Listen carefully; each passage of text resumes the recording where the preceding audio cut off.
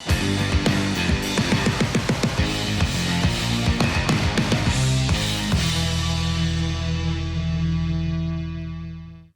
everybody, this is Hollywood Matt Connolly with the double biceps on display. In the contract, has to be done every single episode. I don't have control over the contract, I just have to follow what it says. I signed it, I didn't read it, so that is the situation that I am putting myself in every single episode. I hope you enjoy seeing the double biceps. It has taken me 21 years to build them into this particular size and shape and development, and I'm very modest about it. I don't like to talk about them too much because, you know, it's one of those things that I will bring out without people asking, but it is an important part of the intro. And our guest today, our special guest, is Sherrie Shorter. So Sherrie is putting on a charity event tomorrow for a special young girl, Sapphire, who is battling, unfortunately, she's battling a terminal illness. Yes. And so we're trying to do what we can to raise some funds and get things happening for to try and support her and make, I guess, the last months of her life as comfortable as possible, and for her to experience some things that years, wherever it goes. Yeah, basically. well, that's right. I mean, hopefully it is. Yeah, it's like, years will be fantastic. Yeah. So and that's going on tomorrow. This is Friday. So if you are listening to this, I'm going to put this up today. So if you are interested in attending the charity event that Sherrie is putting on, can you please tell us some details about the event? Yes, so I'm going to be attempting to pull my Nissan Navara D40 Ute. Haven't really decided on a distance. The aim of the game is literally just to get it moving. Right. Yeah. Some strong girl shit. All right. Not some strong man shit, some strong girl shit. Yeah. So the address is going to be in Lonsdale. So it'll be at 13 Old Haven Road, Lonsdale. Mm-hmm. I will be pulling the car at around 5 p.m. Mm-hmm. So if people want to get there like a little bit earlier, Mm-hmm. you can do that. Make sure everybody's ready. Basically try and get some cameras set up and maybe live stream it. And but getting people down there would be awesome to just show some support, get behind me, yell at me until I can pull it. I'm just going to yell at you anyway. Yeah, I'm just going to throw stuff. I haven't started the pull yet. Oh, I was sorry. expecting it. I was just gonna be like, Streamers, I've already got them like lined up. Oh, yeah. Confetti. party poppers. And then I'm going to throw confetti everywhere, and then I'm going to leave. Nice. They're going to love They that. will love me. They will love that. Every second of the time they have to clean it up. Right, just get a blow of that. Yeah, that's right. And other things that are happening on the day as well? So first start of the day, the boys are gone for a bit of a ride. Then they'll come back. There's going to be bands playing. Obviously some drinks, just a nice chill hangout for the day and show some support. We're going to be doing some raffles. So we have tickets for sale. Some big prizes in this raffle. There are some really big prizes in this raffle. There's everything from like toolboxes to wine bundles. Actually managed myself to get a hold of 2 12-month memberships for Derrimut Gym at Noarlunga. All right. That's one. So if you guys want to come down today and see me at work, I'll be working 2 till 10. You can come and purchase a raffle ticket. They're $5 each. And I mean, what's $5 to win a whole year? Exactly. And not only that, but where it's going as well. Exactly. Helping Sapphire. Can you tell us a little bit about Sapphire and her what's your relationship been with her? So we've known her for quite a few years, and we've sort of always been behind her and supporting her, whether it be with funds or just getting her out to have a good time. So she has NF2. So that's basically, easiest way to explain it is the body produces small tumours throughout the whole body. It can affect everything from hearing to loss of sight, momentum, like just movements in general. She currently has lost sight in one of her eyes. So that's another reason why we sort of wanted to just push this event a bit quicker so she can actually witness it. But yeah, she's a wonderful little girl. She is like so full of life. She's so bubbly. Like she's the most amazing little girl you'll meet. Like How old is she at the moment? I think she's 13. Okay. Now. Yeah. I'm not sure. Don't quote me on that. Yeah. Well, no, I mean, it's been interesting over the last few months seeing your efforts towards, fundraising to sort of support her, and you had chocolates and you had, snakes and all sorts of like... all the goodies. Yeah. Selling all the bad stuff at the gym. It's right. It's funny, wasn't it? It was at, the gym. I was like, oh, yeah, well, hey, how about a bag of snakes, Yeah, have some chocolate. Exactly. Right. We'll burn it People off. were buying them. It was great. No Like problems buying the really healthy strict gym members were like, "Yo, I'll put money in, but I don't want to eat the chocolate." I'm like, "That's fine. I'll eat it. Yeah, well, hey, Pay for it. I'll eat I it." have to eat it. I guess I will eat it then. Exactly. He's forcing me to. Like, Yeah, it was for charity. That's right, absolutely. Better way to eat chocolate. For Yeah, charity. but seeing the efforts that you've put in over the it's probably been the last 6 months, hasn't it? Yeah. That you've been really stepping up to that. And then whose idea was this truck pulling thing? That was my bright spark idea. Yeah. Yeah, I have a habit of creating stupid ideas in my head and then going forward with them. And then bringing them to life. Yeah. I've had a lot of people be like, "Yeah, you're not going to do it." Oh, really? Yeah, and I was like, you know what? If I don't, I don't. But if I do, suck it. Yeah. Like They're the first person that you get to say, in your face, I did Exactly. it. Here's the Like, video. Yeah. You should tell them, like, if you think I can't do it, Should make bets put on down $50. yeah, literally. And if I don't do it, I'll give you 50. fortune. But otherwise, you have to give us $50 towards the cause. Exactly. It's not a bad idea. Maybe we'll do that. We'll start threatening people today. Sounds good. We'll get them in. Hey, what do you think? Yes, We've got no. plenty of time at work to mess around with people. Yeah, absolutely. Absolutely. So, your training sort of for this truck pull, this was like a spur of the moment thing that you sort of came up with, and you're like, hey, I'm going to pull my... Yeah, like, literally, I think I came in, no, you came into work and I was like, "Hey, Matt, guess what I'm going to do? I'm going to pull my ute." And you're like, "You're going to do what?" Pull my ute. Like, yeah, absolutely. I think it's good. I think it's a good idea because, it's something that rarely you'll see women doing strong man events or these sorts of events. Yeah. So that's a sort of a special occasion to see something different like that. Yeah, definitely. Have you done these sorts of things before? Never. Never, ever. Never. Okay. This is like we are just winging it tomorrow. Like, everyone's like, "How long have you been training for?" I'm like, "Yeah, I haven't." I've done a lot of thinking about it. Yeah, like it's been all mind training. I'm lifting 5,000 kilos with in my mind every day. It's only 2.4 ton. We'll be right. Oh, God. It's a massive car. Yeah, well, the car itself weighs 2.4 ton, Wow. but that's like excluding the bull bar and the accessories and Oh, stuff. so it's heavier than that. Yeah, so What do you think it would actually be pushed up to? I have no idea. I kind of Take want a to guess. I kind of want to get it weighed, actually. Like, take it down and get it weighed before tomorrow. But Do you know where you go to weigh a whale?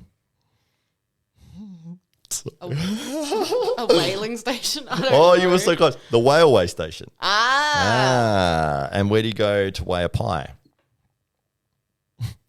I don't know. Over the rainbow. Oh, Because it's over the rainbow, way up high. oh my god. Hey, this is the gold. This is the gold quality content that Sherrie gets to enjoy on a regular basis. Every day. Every day. My end of my shift at 10 p.m. Matt strolls in. Yeah. Hey, he's it's a like, daily joke. You got to get something. This? What about this? And I'm like, fuck, man. It's like, I just want to go home. Shut up with your stupid idiot ideas. But I did read a thing the other day that made me laugh, and it was something that I should be aspiring to, and it was that there was like an ancient Greek philosopher who actually died from laughing at his own joke, and I was like, What? wow, that's the dad joke level I've got to try to get to. That is impressive. Definitely how you're going out. Yeah, absolutely. I said before, I will laugh at my own jokes if no one else. I'm having a good time. Somebody's going to it. Someone's laughing, and it's probably me. Yeah, absolutely. Oh, So, dear. and you also have had a incredible journey with weight loss and a big transformation. Yeah, massive. Yeah, Massive. yeah. Well, you tell us about that.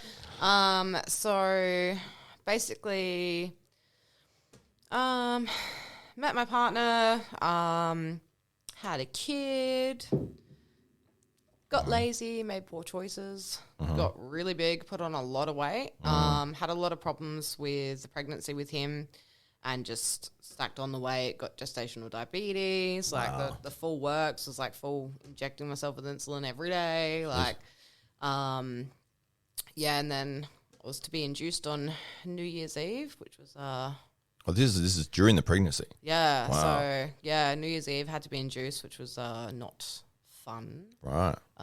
Everyone's out partying and I'm stuck in a bed in pain. It's probably a good time to do it though. Yeah. But then he just was a little shit and refused to, enter the world. So it was emergency C-section and there he was. But yeah, so after that, basically just being a new mum, just being flat out run off my feet, making poor eating choices, just going for quick fixes, ended up stacking on a lot of weight. It was affecting my health massively. Like it got to the point where he was 2 and I just couldn't keep up with him anymore. Like couldn't chase after him. And I went, enough's enough. Put my shit together. So my heaviest weight was 175 kilos. And I was a big girl, like a big girl. Like there's big and then there's big. Right. But so was a big chick. But yeah, had tried everything, dieting, crash diets, this, that, gym, didn't work. So after putting in decent effort to try and do it by myself, I did actually go in for gastric sleeve surgery. And now I'm down to, my lowest was 90 kilos. Unfortunately, over the last 6 months, I've put a couple of kilos on. So sitting about 95, 96 at the moment. Right, yeah. But obviously It's a massive drop though, isn't it? it's a massive drop. Like it's 80 a person and a kilos. half. Like it's like a person That's and a almost half. me. Yeah, like it's insane. Like it is nuts. And the pictures, like to show it, just unreal. Like even I forget about. I look back at him and I'm like, who is that? Yeah. Like, What was the time frame like that sort of the weight went on? yeah. And was that relatively quickly, and then Yeah, I would. Yeah, I would say so. Yeah, like I literally, because before I fell pregnant with Silas, I was going to gym and doing really well and eating healthy, and we were trying for like a baby, and it just wasn't happening. And then I managed to lose like 12 kilos, and then I fell pregnant. Right. And I was like, God damn it. But it was like, that's what needed to be done. Like I needed to lose weight. Right. So that happened, and then obviously I had him, and then I guess it just kind of packed on. Like when I was pregnant, like I was huge. Like everyone thought I had twins, and I was like, nah, it's just water. Right. Like he just had a full like Olympic-sized swimming pool in there. Like it was ridiculous. Like Wow. But during that time, was it that when you were in the pregnancy term, and it was like making the bad decisions in terms of diet and exercise at that point? Was it driven by anything, or do you just like, hey, I'm pregnant, so I'm going to sit back and just, Pretty much, yeah. I took full advantage. Yeah, I took full advantage of that. I was like, I can eat this, I can eat that. I'm pregnant. I'm allowed to eat what I want. I'm pregnant, I can do what I want. Literally, like, full used it to my advantage. And then got gestational diabetes, and I was like, fuck. Was it sorry, I'm still drinking beer. It's 10 o'clock in the I'm morning. literally trying not to burp like the whole time. Yeah, absolutely. But was it when the doctor gave you that news, was that like a bit of a wake-up call? Or was 100%, yeah. Like I had to strictly change my diet. The worst thing was that like I was pregnant through like the peak of summer, like heavily pregnant, and it was like hot as shit. Like it was the hottest summer that we had. And all I wanted was slushies. What slushies? Full of sugar, yeah. Like, God damn it. It's 2 liters of sugar. Yeah, literally. Like, I was just like, I just want slushies. Like, seriously, just give me my slushies. Oh, because like, it's hot as well. Yeah, Yeah, exactly. Right. But, so I had to cut down on that. And like, I pretty much after that just lived off like cheese cubes and boiled eggs and pickles. I was obsessed with pickles. Wow. I just loved pickles. That was the sort of the so craving that came about with the pregnancy. literally. You don't normally eat them. No. Got pregnant, got obsessed with pickles, and Pickles. now I still like them. Didn't like them before. Oh. Yeah, it's really weird. Like, I don't know much about pickles. So they're the things that come in the jar, Yeah, right? like the little cucumber thingies. And you just grab it and you just eat it. straight away. You don't Yeah. need to do anything. It's right Just there. eat it. They're like pickled pickles. But they're healthy, You know, like aren't pickled they? onions. Yeah. Yeah. Are they healthy? I don't know, probably not. Okay. I don't know. We're going to pretend that is Sure. healthy. They were the healthy part of the diet. Absolutely. Right. And you've kept that craving. Well, not craving anymore because you, obviously, but you've kept the appreciation that you gained from pickle pickle journey, pickle Rick, pickle literally. pickle Sherrie. Yeah. Okay, great. So once you sort of got to the point where it was like, Silas is 2. Yeah. And was there a moment where you've gone, I need to change this? Mm-hmm. Ah. Yeah, there was. Ooh. Yeah, it was not great. Ah. We don't have to. You don't have to. I'll share if you it, don't want to, but yeah, like so. He was a quick little bugger. Right. He really was. And we decided to go shopping. So we're in the shopping centre, and obviously got him out the car. And I was like, "Oh, we won't use the pram today. Like he can toddle around." Good idea. Yeah, it's always a good idea. 2-year-old, put him in the pram. Keep him in the pram. They don't need or boundaries. a harness. You know those little monkey backpacks? Right. Awesome. Because if they run off, they can just yank them. I always found that with the harness, they would either headbutt you or kick you downstairs. It was not a well-designed sort of thing. No, definitely not. Right. But yeah, so he decided to piss bolt on me, basically. Like he ran off, and me being quite big, couldn't really catch up to him. And yeah, there was a car coming that was not doing 10 Ks, and luckily enough, a guy managed to grab him and get him out of the way. Yeah, basically. And then I went, well, shit. Yeah. Yeah. That was the moment. That was my wake-up call. Like, yeah. Okay. I need to make a change here. Yeah. Or he ain't going to survive. Right. Literally. Like. Yeah. Yeah. I mean, how he's alive now, I have no idea. I can't even keep plants alive. He's Get doing like well. bamboo He's and they a still nice die. kid. Everyone's like, how do you keep him alive? And I was like, I don't know. Like, my mum bought me this air plant. It was like a fridge magnet. An All you gotta air do is, plant? yeah, like, you literally, like, it was just a fridge magnet. You literally just have to spray it with water.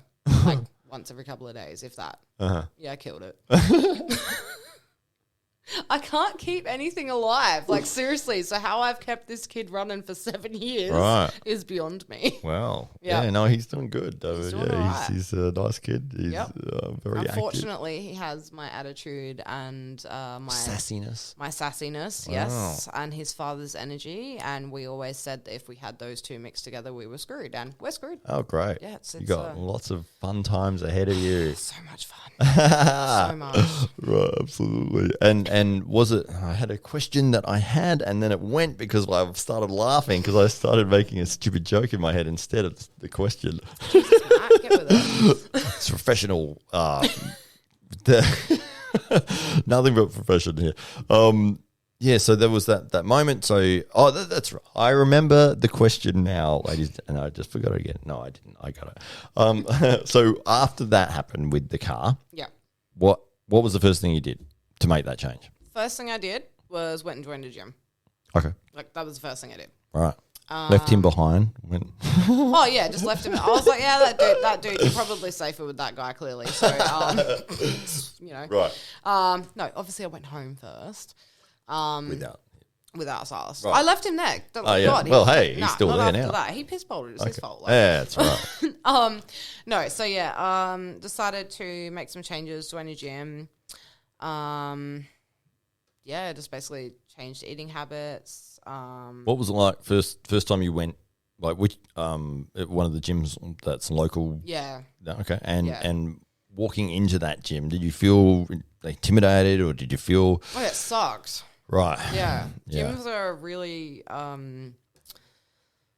when you're a bigger person, or even in general, like it actually doesn't really matter what size you are. Like walking into a gym is quite intimidating. Right. Like it doesn't matter how, you know, headstrong you are, or, you know, it's one of those environments that, especially if it's not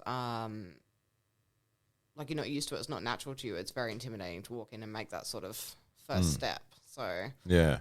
Did you find, did this gym have like a ladies only area or anything like that? No, they didn't. So it was literally just, all out. There was no hidden, there was nowhere I could hide, unfortunately. Right. But that was probably a good thing because if I had have had that option, I would have done that. Right. But yeah, so I started doing classes that they provided, saw a PT for a little bit, started doing my own training. And then after a while, like, decided to go into, like, looking into basically, like, the progress of, like, having the gastric sleeve. Because, like, I got to, like, same as before, I'd lost 12 kilos. And then once I got to that point, I just couldn't get past it. It didn't matter what I did. Like, once I hit the 12 kilos, nothing else was coming off. Wow. I was like, I just couldn't budge it. Right. So that's when I chose to go for the sleeve surgery.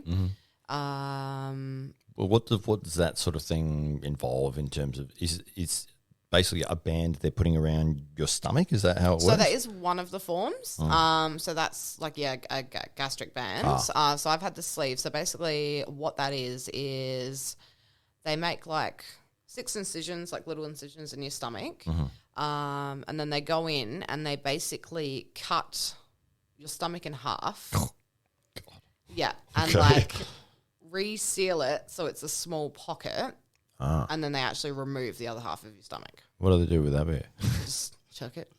Like, I'd hope they chucked it or put it in the soup. Put it in the soup. That's what's in the meat pie. It's really weird because, like, they blow it up afterwards and they take, like, photos of it and, like, show you. Like, yeah, it's so gross. I've got photos of it. I'll have to find them and show you. It's so gross. What, they think it's funny or something? I have no idea. I think it's just more so to show you, like, how much they have removed, and it shows you, like, your mouth a bit there. And it shows you, when they blow it up, it shows you, like, the elasticity of your stomach. Okay. Like, and how you can stretch your stomach. Wow. Because it's so easily done.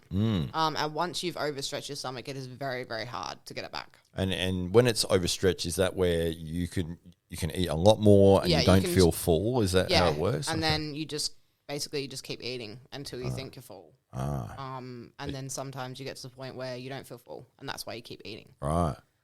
So it's that's how you get big. Right. Yeah. Okay. So once you stretch your stomach, you're pretty much screwed. Okay. Well, I didn't realize it was like that. Yeah. So, I'm thinking of the competitive eaters, like those guys that do competitions where, they'll see how much they can eat of this thing or, maybe they'll do it for time or whatever. But I've always thought, because a lot of those guys are not big. Yeah. And it's like, what are they doing to be able to obviously. They would totally have to be purging, like, seriously. Yeah. Like, just eat it, chug it all up. Probably. Don't eat for a couple of days. Eat it. I don't know. Like, well, that's the thing. If you don't eat for a couple of days, your stomach shrinks anyway. So, I wonder, do you have any idea of like sort of time frames of how, like, say somebody's been, let's say a competitive eater, right? And it's like they've been doing like crazy amounts of food all the time for their sport, but their pastime, and it's America's favorite pastime. Pasta time. Yeah, exactly.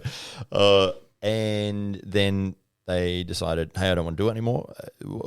Do you have an idea of how long it would take for them to get back to a normal level? Is it a couple of days or is it like a month? No, like it would be a while. Oh, like really? just for an example, so before I went in for my surgery, we had to basically what you have to do is you have to go on a liquid diet.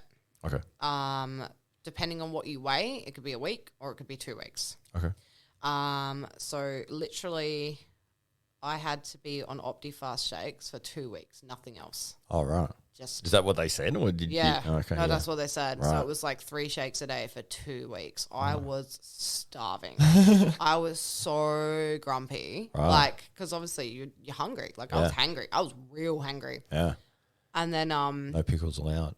No pickles, nothing, no chips, no Doritos, no slushy. no nachos. No, like You're it was, like, it was hard. Like slushy is liquid. It was so hard. Like, and Mike at the time was like, "Oh, like I'll try not to eat around you," and I'm like, no, that's not fair. Like I have to get used to it. It's just something I have to do. And he's like, "Fine, I will eat in front of you." Yeah, so he sits on the couch, like literally across from me, and this motherfucker. Turkey leg.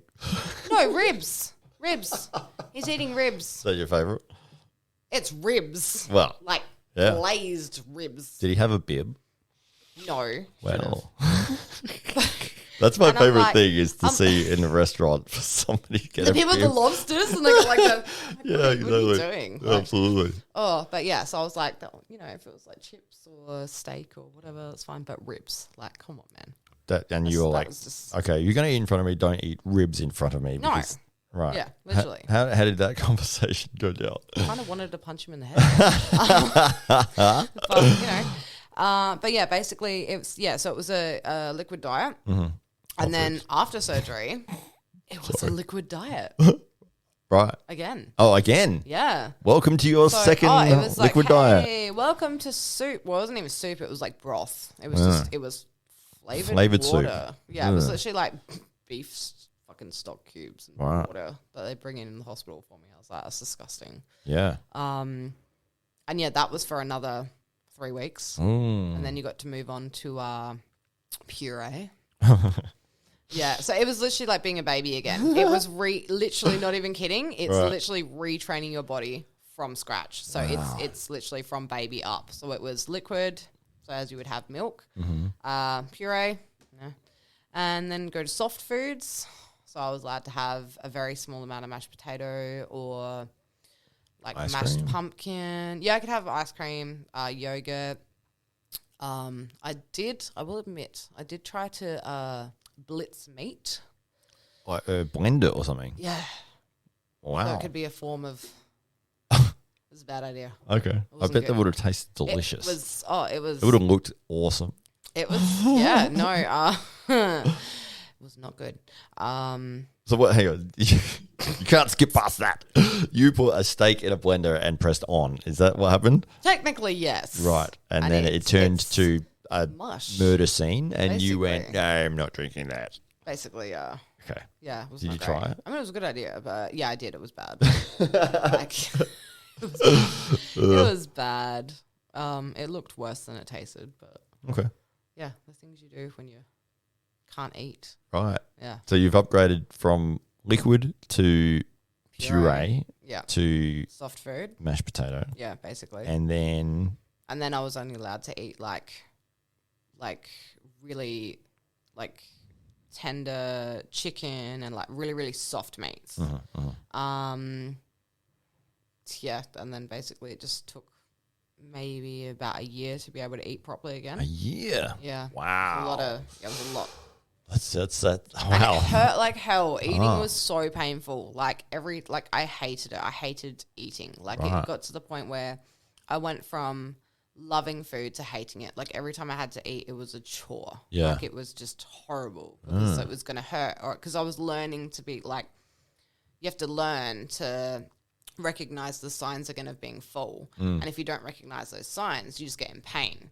Or you get like a thing called dumping. So dumping episodes. So like, yeah, it's quite bad. Like I would just throw up all the time. Wow. Like it was horrible. So it would be like if somebody went to like an all-you-can-eat restaurant, Yeah. and stuffed their face, and then where they're sitting there going, "Oh To the point where god." they're like sweating. Like it would get to the point where like I would have a full-blown temperature. I would be sweating. I'd be shaking. Like nothing could calm it. Like I had to ride it out, and you just have to walk. You just have to walk around, walk it off. Yeah. Yeah. Is this that you had the portion size? Yeah. You'd got it wrong a little bit, and it was Yeah. like, oh, I had a little bit too much, and Yeah. now I'm screwed. Yeah.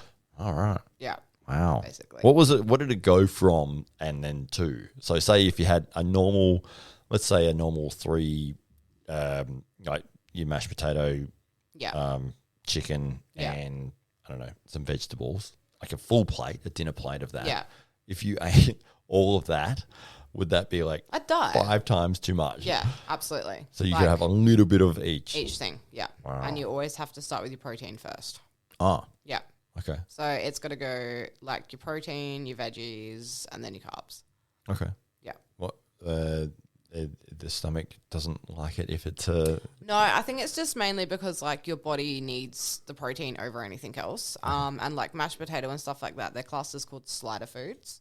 okay. So it's just something that you can eat easily and large amounts of Right. because it's soft and it's Fluffy. Yeah, literally. Very fluffy. You can make a tent out of it. All right. Like, but yeah, so they try and get you to stay away from slider foods so that your body can actually be trained to feel full again, and you're actually getting like the protein that you need versus just crap, basically. Okay. Yeah. Wow. But I still love mashed potato. All right. As a completely unrelated thing, I'm going to say here, in movies, when they're doing a scene with ice cream, obviously ice cream melts and melts pretty quick. So they actually use mashed potato. Oh shit! Yeah, actually, that makes total sense. Yeah. So if you ever see a movie where they probably are going to steer clear from actually biting into that ice cream or licking that ice cream because it's actually not ice cream, it's mashed potato. Yeah. And then there's me that would just you'd be like, hey, eat the ice cream. All mash. right, bring me another one. All to mash. I ruined this take. Sorry, we have to get another mashed potato ice cream over here. Okay, yeah. So I would though. That would, I'd ruin it. You deliberately just keep bringing them over. Totally gonna make mashed potato ice cream now. You're gonna put it in like a cone. Yeah. Oh, that sounds good. 100%. All right. I'll take a photo. I'm sure it'll taste great. It's gonna be amazing. With sprinkles on it. Oh no. Okay. I went too food far. coloring. Sorry. Make it pink. Oh yeah, that's a good idea. Oh. Well, you've thought ahead. I went to the sprinkles route. You went to the food coloring route. Yep. You went logic, and I went stupid. That's pretty much where I like to go. Okay. All right. So that has happened. You are a year into it. And it was obvious. If you can't eat as much and you hate eating now, it's like you're obviously going to be losing weight doing that. Yes, absolutely. Okay. And that happened with you. Yeah, in saying that, because a lot of people, there is a lot of comments where people go, oh, you took the easy way out or you cheated and I'm telling you right now. You're a fraud. Oh, right, man, it's if anyone thinks this is easy, they're absolutely kidding themselves. Like, it is so life-changing. It is so hard. Like, it's mentally, physically draining. The pain that you go through. Like, I woke up from my surgery screaming my head off. Really? Yeah, I was in agony. Like, it was so bad. And they said, we haven't started yet. Not to be like, hey, everybody, don't get it done because it's horrible. Like, it is a good tool, but it is only a tool. Yeah. You have to put the work in yourself. You have to get to the gym. You have to make sure you're eating right. Like, it's literally just a little piece of the puzzle. The rest of it is on you. Yeah, well, they almost sort of forced that discipline on you with your eating habits. Yeah. I mean, by saying, well, I mean, you physically can't eat that stuff anymore. And the part of the stomach that they actually remove is the part that holds the hormones that actually creates hunger. Oh. So once that's removed... Ghrelin or something? Something like that, yeah. So I don't actually feel hungry. Oh. So you have to sort of, like, oh, it's been a couple of hours, I guess I've got to eat something. Like, I've gone days without eating because I just forget. Like, wow. Yeah, you just don't think about it. Wow. You're just not hungry. Do you enjoy food now, though? More, yes. But it's still an effort. Okay. Yeah. Wow. Would be frustrating, I think. It's so bad. Like, I'm like the prime, like, do not do this person. Like, I've stuffed up a lot with it. And hence why I've put on, like, a couple of kilos. Yeah. Because I got slack and stopped training and lost the discipline, and that was, all on me. So that's fine. But yeah, just got to get back into it and sort of so I can get to my goal, really. But it's very easy to stuff up. Okay. Yeah, like once you just start jamming food in, like, because over time, like, your stomach will naturally stretch. So over time you will be able to consume more. But what you've got to do is train yourself to not overdo it, basically. Right. And that's where it goes wrong with a lot of people when they put all the weight back on. God. Yeah, it's unfortunately very possible to do and very easy to do. Oh, man. So, yeah, it's definitely a lot harder than just being like, hey, I'm going to run on a treadmill for an hour a day. Like, and one, that's not going to do anything for you. And two, just wasting an hour. Really, really are. Well, you could put the Daily Combat podcast episode on, and that would be time well spent. Learning. Yeah, absolutely. Learning. I didn't realize that. So your original surgery will make the stomach half the size that it was, and then over that year, you've got to retrain yourself to recognize when you're full, the signals that are being sent from your stomach. But after a year, your stomach has now the ability to sort of expand and stretch. Well, it's probably not going to be as great as it would have been. No. Yeah. But it can, and you can start to. You can definitely reverse it. Right. It can definitely be reversed. Yeah. That's could be frustrating. It's a lot to go through to. Yeah, because you think you've done all that, and then it's like, you've lost all the weight, and it's like, I've been through this invasive surgery and put up with the pain and the difficulty of liquid diets and all the rest of it, and then after a year, it's like, well, you can pretty much go back to exactly what you were doing before. Yeah, that's so it's really like a mind game, very self-disciplined. Like, right. It's hard. Yeah, but I guess in a way you sort of get that year of forced discipline. Yeah, we're forcing discipline on you. But it works. Like, it works well. You've just got to stick with it. Yeah. Yeah, but it's not a walk in the park. It's not fun. No, but it's worth it. But and would you, I guess, recommend this as surgery that would benefit people? Oh, 100%. Like, if they, not that I'm trying to push it on anyone, but like, if you are at a point in your life where you've tried the crash diets, you've worked out, you're not getting anywhere, like, it's definitely an option I would tell people to look into. There's lots of other different ways to have it done now as well. Like, it's over the years progressed with different alternatives to the surgery. But yeah, no, it's definitely something I would 100% suggest for people. Okay. Like, the only thing is you've got to remember sort of the after effects and what you're going to be in for, because it's not just obviously a bit of pain or being uncomfortable. It's the mental game afterwards, because unfortunately when you've been a big person for quite a long time, your mind can only see that. So you can look in the mirror. You could have lost 60, 70, 80 kilos. But sometimes you can still only see that bigger person in the mirror. Wow. Like, it's literally like body dysmorphia, but in reverse. Right. Like, okay. Well, not even in reverse, no, because you are smaller, but you feel like you look bigger. So that's something I constantly struggle with on a daily basis. Some days I'm like, I feel skinny and I feel small and I feel great. And you'll be able to tell when I'm in those moods because I'm a lot more bubbly. But then when I'm quiet, I'm like, I'm having a fat day. Yeah, but so like mind-wise, it is very, very hard. And then also you've got the other things that come with it. So when you go from being a very big person and losing a dramatic amount of weight in a very short period of time, you are going to have excess skin.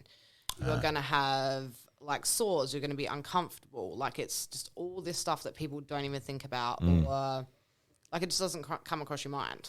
Like, I am like almost at my smallest that I've been, but with the excess skin, I still feel like I'm bigger, or I still sometimes look bigger in certain clothes. But if I had all that removed, I would be smaller again.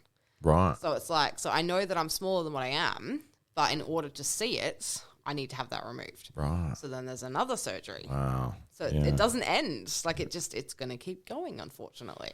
Whew. Yeah. It's a tough road to walk down. Absolutely. Yeah, for sure. Is that something you're thinking of, or you're looking to do, or is it? Absolutely. Okay. I definitely didn't come this far to be like, right.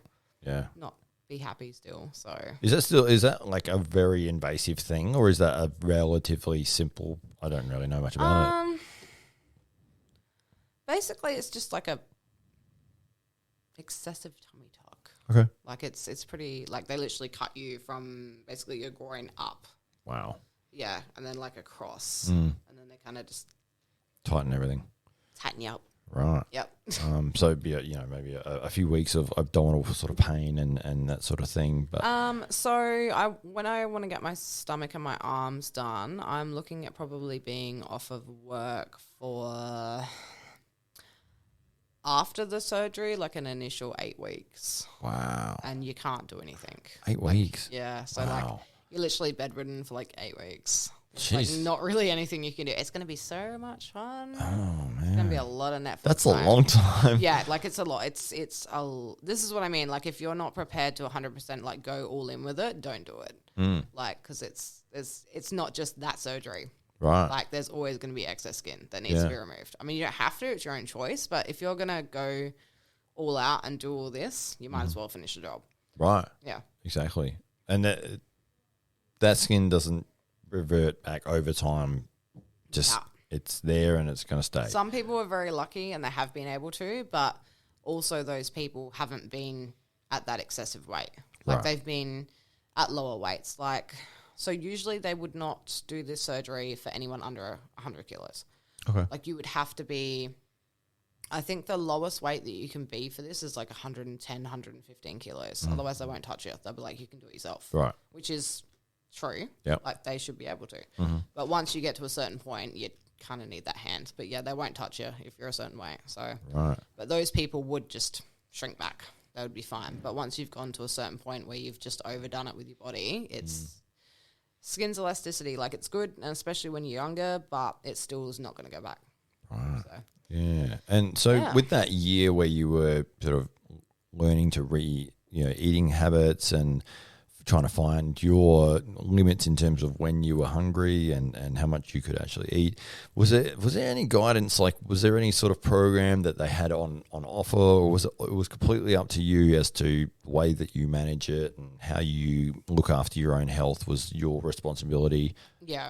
So initially after you have the surgery, before you leave, they give you a cup. Okay. With a glass cup. It's actually like this big. And that's how much water you're allowed to drink per hour. Okay. So you know how I say to you, I've always got headaches and I can't stay hydrated? I can't drink. You can eat or drink. Can't do it together. Wow. Oh, you can't do it together? You can't do it together. So I literally choose food or liquid. And I'm going to go coffee every single time. Like every time. And beer. And beer, absolutely. But yeah, so basically between that, like you literally have to have a 20-minute break. Like you cannot drink until you've had like 20 minutes after you've eaten. But what people don't tell you is technically, even if you haven't had the surgery, you should not be eating and drinking together anyway. That's what stretches your stomach. It's actually the liquid that stretches your stomach, not the food. Okay. So because you're putting in food and then you're putting in liquid. Right. So it's making it bigger. Yeah. Because obviously when something like, absorbs like a sponge, it grows. So that happens. So that's just common knowledge that people just don't know. Right. So you're not supposed to eat and drink together. So after having the surgery, it's like physically impossible to do that. And if you do, it hurts like hell and you learn your lesson very quickly. But so basically you're given a little glass. So that gives you your measurement of what you're allowed to drink. And you're given a portion plate. Okay. And it's just, I'm not kidding, it's like this tiny little plate. Yeah. And it's got like the 3 sections. So it's got like, your protein, your carbs, and your veggies. So that's how you are trained for amounts of food. So you've got to do it within the gaps. Right. And you'll never be able to eat it all, but you can try. Oh, you can't. No, you never even get through the portion plate. Like I can now, but I couldn't then. It was like a joke. I was like, So you take like a bite and you'd be like, I I'm wasted done. so much food. Like over a year, I wasted so much food. Wow. Like it was ridiculous. And then obviously they give you access to a dietitian, so you have to have regular checkups. So I think you have one 2 weeks after your surgery, then it's like 4 weeks, 6 weeks, 8 weeks, and then they go to monthly. Okay. And they just basically keep an eye on you for about 6 months. And then after that, you kind of you're out the out door. your own. Right. Yeah. Did the dietitian only talk about the nutrition side of things, or was there any sort of psychology part of it? Unfortunately, no, it was all nutrition. Yeah. And that's where it was kind of a bit shit. And like, I'm not going to name drop him, but he was shit. Right. He was a shit dietitian. Okay. Very unprofessional and just a wanker. Right. Like, and it just made me not want to go to him. So I stopped going. So that could be another reason why I stuffed up a little bit too. Because I was like, I don't want to go there for that sport because he's a dick. Right. Like, it seems like it should go hand in hand because it would be like, okay, well, you identified that you want to make a change in your lifestyle and that's something that you should sort of be focused on. Okay, you want to head in this direction. Here's some tools that can help you to keep going in the direction that you want to go. And then it's like, okay, and the nutrition advice is part of that package. But if it's just the nutrition advice, it's not really that surprising that people would sort of jump back onto regular eating habits as soon as they can. it's one of those things like, it literally comes hand in hand. Like you need to have the psychological bits dealt with as well. They do say to you, talk to someone about it, but I think it's something that should be offered, not a service that you have to pay for that's extra. Okay. Like it should be in the bundle. But yeah. how else would people make their money? It's interesting, isn't it? It's one of the benefits of working, because we're working in the gym and the fitness industry, is seeing the changes that people make. Yeah. And I always like to hear what made that decision for them, because some people might come in quite large or quite overweight, and then over time they're working really hard and consistently, and they're getting in healthy shape. And I was like, what was the moment that happened with you? So it's very interesting, and usually it is something negative, like that you experienced, and it's like, I don't ever want to have that feeling again. It's a wake up call, I don't want that. Maybe they walked into a room and people laughed at them or something. Something that people do, because people are assholes. Right. Like I've had some pretty nasty comments said about me and to me in the gym. Yeah, and like if you don't know somebody's story, right? Don't ever judge anybody else.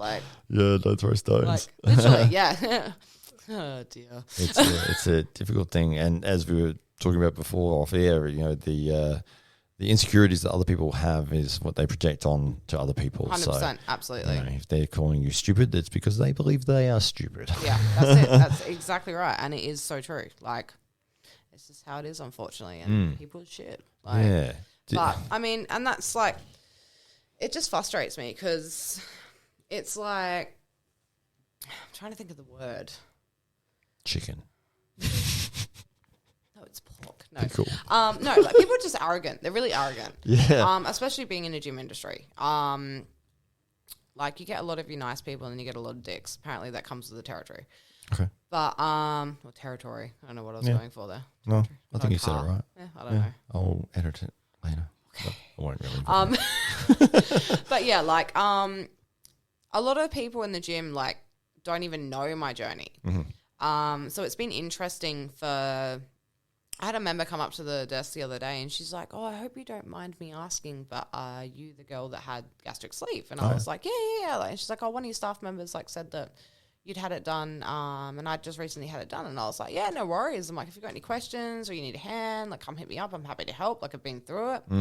And yeah, when people find out about it through the gym, because obviously people talk, I show them my Instagram and they are like gobsmacked. They're absolutely mind blown. Yeah. Like it's unreal. And then even when I go back over the photos to show them, I'm like, holy shit. Yeah, like, absolutely. Wow. Like it's unreal. Like the change that you've made, and the transformation from point A to point B and where you are now. I guess it's an easy thing for people to pick on, isn't it? Oh, like, 100%. It's like so easy. the go-to thing is, and if Super any spur. point, Like, if any point that they don't agree with you on anything, Yeah. it's like, that's my ticket. I'm going with that. Yeah, like they will go full bore. They will mow you down with that. Like it's unreal. Yeah. Regardless as to anything else that you've done or the results that you've achieved. Nothing else matters to most people. Yeah. Like, unless you've got a concrete jaw, suggest you don't. Well, I mean, as I probably mentioned several times on the podcast, I worked in security for 13 years, and people would say stupid things to you no matter what. And if they were going to insult you, it didn't matter what you looked like. You could be in the best shape ever and they'll call you an idiot, or you failed the police exam, or you're getting paid nothing and I'm worth millions, and it's just always it's not always an appearance. It's like if they're going to try and insult you, they'll go some avenue, but it usually, if it's an appearance thing, then they'll go straight for that. Yeah, and it's like it's easy. It's an easy target. That's right. Yeah, it's pretty 100%. lazy. It's lazy of It these is. people. Like, get more creative. Come on. I've heard that one before, mate. You got anything better? Oh dear. Have you seen the movie Roxanne with Steve Martin? No, I don't think I've watched it. His character has a really long nose in the movie. Yeah. And, he has to go about his regular life, everyone reacting to his nose. You know? And then at the end of the film, there's a moment he's in a big banquet hall and, he bumps into a guy, a bully. Yeah. Dickhead. And the guy says, "Oh, watch where you're going, big nose." And he's like, "Big nose? Is that all you got, really?" Yeah. And he goes, "I'll tell you what, that dartboard over there." He goes, "You throw a dart, whatever you score, I can come up with 20, or I can come up with more insults than what you just said." Yeah. And the dude hits a 20 or whatever. Yeah. And he goes, "I used to be a professional darts player." He's like, "Oh God." So, but then still a dick. Yeah, exactly. But then Steve Martin goes through a list of 20 hilarious, funny, the insults, but they're very cleverly it must be nice to be able to wake up in the morning and smell the coffee in Jamaica. Yeah, literally. And that's the thing, because people have given you so much shit for so long, you get better at it. Right. You're always going to be on top, but the thing is what you say is actually going to be funny. Right. Not insulting. Yeah, exactly. It's easy. I think, you get to a point where if you can take the piss out of yourself, nothing's going to bother you. That's right. Exactly. It's like, hey, I'm not the best or the smartest or the brightest, and I make mistakes. And it's like, hey, look at this stupid thing that I did. And, that's where it could be fun because you're recognizing that you have flaws the same as everybody. Yeah, exactly. And that's where that humbleness comes from, because it's like nobody likes a cocky sort of peacocking, person who's saying how awesome they are at everything. And it's like, you're not awesome at everything, mate. There's areas in your life that you suck at, and it's like, okay, and they'll do everything. We might not know them yet, but we will find them. Yeah, but those sort of people will do absolutely everything they can to avoid being exposed for, 100%. And it's like, they won't go and do that thing. They won't go to the thing because, there's that risk of maybe the people will see that I'm not really a perfect, And that's literally the biggest thing with social media. Right. It's it is the biggest load of bullshit. Really. Everybody's like, oh, my life's so good. And look at this gym selfie. And look at what I'm eating. And I don't know how many times. I'll be totally honest. And I know people do it because I've done it. I've posted a picture of a salad. I'm like, yeah, sick. This looks good. This is my lunch. And no, I'm full of shit. Push that aside. I'm going to eat something else. Oh, really? Yeah. Wow. People do it. Yeah. But everything on social media, it's fake. It is so fake. Yeah, you it's like when you on a first date or something, and you're trying to you're on your best behavior. You're pushing the ideal self. I am a perfect person, and there's nothing wrong with me. Exactly. Obviously, there's stuff wrong with everybody, and it's like, but when you can relax with other people, and it's like we have flaws, and it's like if you're willing to sort of accept that, hey, I'm not perfect and you're not either, but let's have a good time together. Yeah, exactly. That's where you can have good times with people, because it's like there's no pressure to live up to a standard or whatever. It's like, oh, we're both so awesome that nothing's ever gone wrong in our lives. It's like, are you serious? Okay, well, I don't really want to hang around with you guys because exactly. So there is that side of things, but I'm sure you would have experienced that throughout this whole period. 100%. Yeah. Massively. There's been a lot of people's support, but there's been a lot of haters. Oh, yeah. Yeah. Yeah. But the support outweighs the haters at the end of the day. So, yeah. And it's always nice when somebody does give you a compliment and recognizes your hard work. And it's like, hey, I just want to say, you've done an awesome job. I'm inspired by you, or, you've done fantastically, or I've noticed the changes that you've made. And it's like, you're not doing it for that reason. No, but it's really nice to hear. Like, wow, I've helped that person. Not even meaning to, but I've heaps of people have been like, you absolutely inspire me. And I'm like, that's fantastic. I'm so glad I could do that. That's not what I'm out to do. But I'm glad that they look at that and go, cool, she can do it. I can do it. Right. Even just I get nice comments of people from work. I can't actually remember quite how he worded it, but it was the sweetest thing. And I was having a really bad day, so it was really nice. But he literally said, every day I come into the gym and see you is another day that I'm glad I'm alive. Was that James? It was James. He's so sweet. Hi, James. No, he is so sweet. He is definitely one of my favorite members. Did he bring flowers on Valentine's? No. He fucked up, hey. I stayed back, man. I was like, where's my flowers, bro? No, so he actually came in last night and apologized and said that he is still bringing them in because he made a promise and he keeps to his promises. Wow. Okay. Waiting. I am waiting. Oh, that's great. Yeah, but those sort of compliments Yeah, it makes it's really nice to hear. And, you know, but if you're, I think it's a key thing that I see with a lot of people is like, don't be doing whatever you're doing for that, someone else. For that, and for those little comments. Because, they're nice, they're don't awesome. do it for the approval. But if you're relying on other people's opinions of yourself, you are headed towards disaster. Oh, shit, yeah, absolutely. Because it's like, you know, maybe you'll go for 6 months without anybody telling you that you've done great with your results and you're now in the toilet because you can't, you know, it's like no one cares. Exactly, literally. Why are we doing it for strangers, people you don't even know? It's they don't give a shit. That's right. Do it for yourself. Care. You do it for yourself first. And this is one of the things I've also said in one of our earlier episodes. The experienced listeners would have heard this before, but for those of you that are joining the podcast for the first time, it'd be funny if I forgot what I was actually saying. totally went off script. It's gone, right. Isn't it? No, I've got it. It's every time I see a fighter, so big fan of the UFC. Yeah. They do the pre-fight interviews, and the fighters will talk, you know, a couple of minutes or whatever, or 30 seconds, and they'll say, you know, I'm gonna. Shit. Yeah. But anyone who says I'm fighting for my family, I'm fighting for my country, I'm fighting for my friends, I'm fighting for my gym, they lose. Oh, absolutely. Because you can't be doing it for somebody else. It's got to be for you. What is that? You're putting all that pressure on yourself and stress, and it's like, what is that going to get you? Yeah, it's those people, like the people that are come to watch you, like they're there on a Saturday night to have fun. Like they don't really care. Like they're there to see you either get your ass beat or you beat someone's ass. They don't care. Exactly. Yeah, that's right. Let's be real. Like, yeah, they're not coming home with you after the event. God, and, no. You know, they don't care about you. They don't know you. That's right. You pay their shit. That's it. Yeah, exactly. But anyone who says, I'm doing this for my my family, it's like, I got to put the betting on. Where's the bets? You know?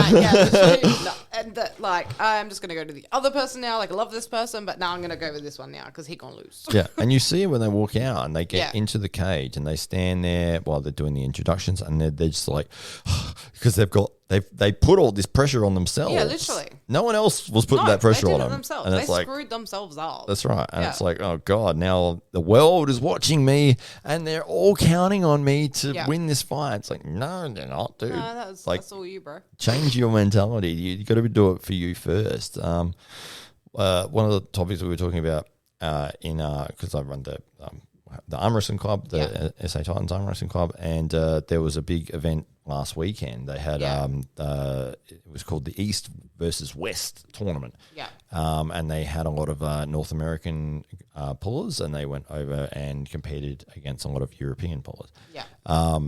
And it was interesting because one of the North American guys, he was sort of sitting very close to contention for best in the world. Yeah. And he'd been sitting around that mark for a while, like, you know, a few years, but he hadn't quite solidified, I am the best in the world. Yeah. And then he lost a couple of matches. Yeah. And he lost at this event as well. So it was 2 losses in a row for him. And bad losses, like dominating losses. Knock you a bit. Yeah. And now he's talking about, maybe trying to do other things. And it's like, nah, bro, stick with it. Yeah. Like you had a couple of losses. Like, how do you improve and get further in your life? Like, you can't just win. You got to lose to get better. Unfortunately, like it's just part of life. You got to lose. Exactly right. Yeah, that was my opinion as well. But I think, bro, don't quit. Well, I don't think he was quitting. I think he reassessed his goals. But it was like, for me, I was of the opinion of like, if you love this sport, like if you love arm wrestling, you'll do it if you're winning and losing. Like 100%. You'll be like, hey, I lost. I gave it everything, but when's the next match? Like I want to get. I love doing this. It's so much fun. It's a passion. Like I went up against you twice and lost both times. You weren't even trying.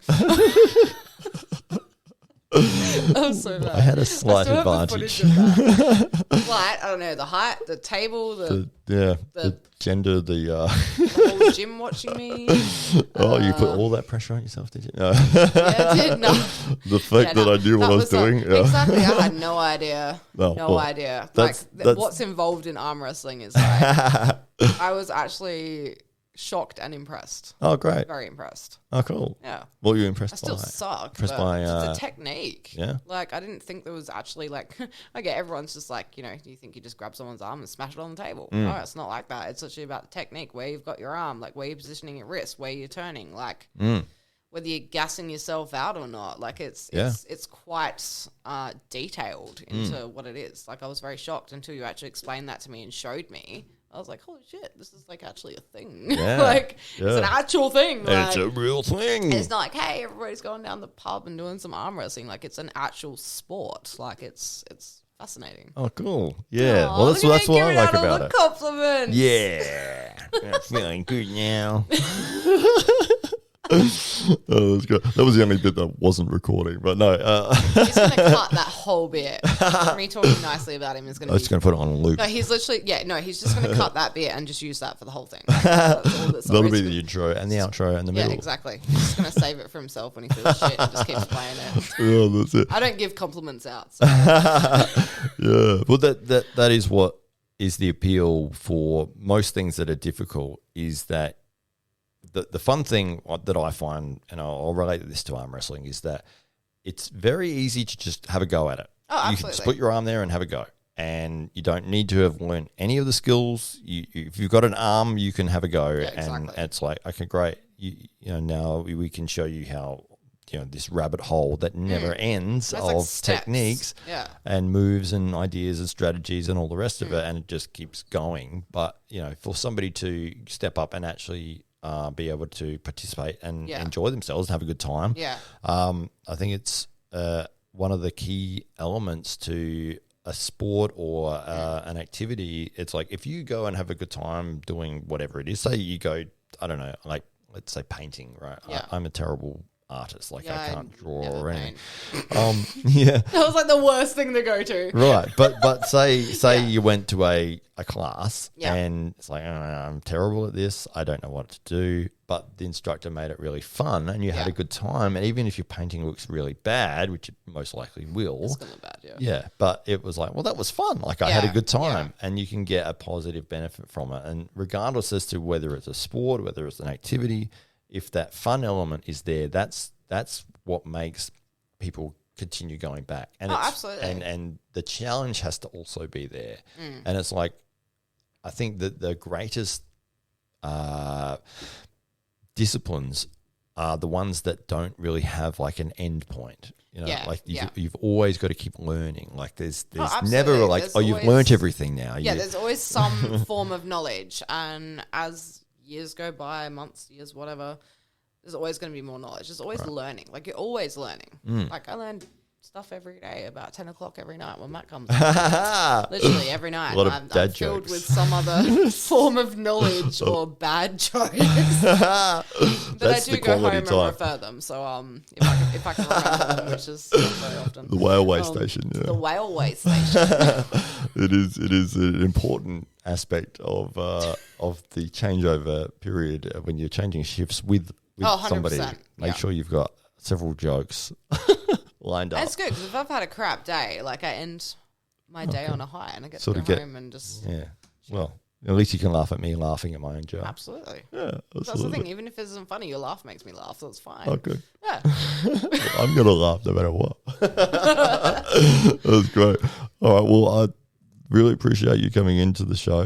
Thank you for having me.